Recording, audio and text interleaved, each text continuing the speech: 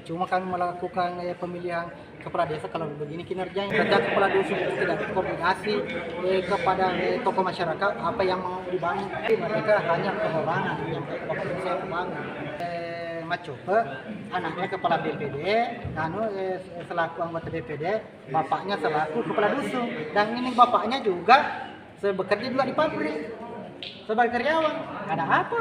Apakah tidak ada orang lain yang bisa menjabat seperti itu sampai dia bisa merangkap?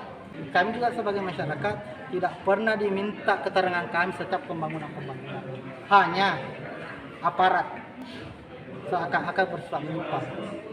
Yang saya mau di situ, setiap kepala dusun menyampaikan kepada tokoh masyarakat apa di dusun kita mau dibangun, supaya transparansi bahwa masyarakat di samping saya mau seperti ini di dusun kita untuk kepentingan kita bersama.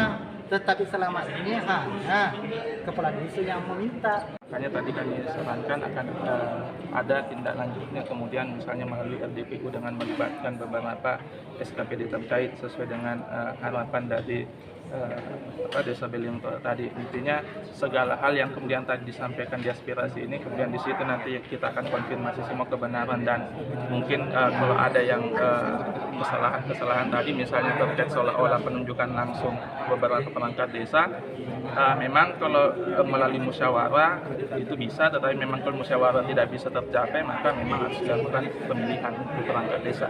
Tapi saya rasa nanti itu kita tidak bisa memutuskan di sini karena memang harus dikonfirmasi nanti pada saat RDPU.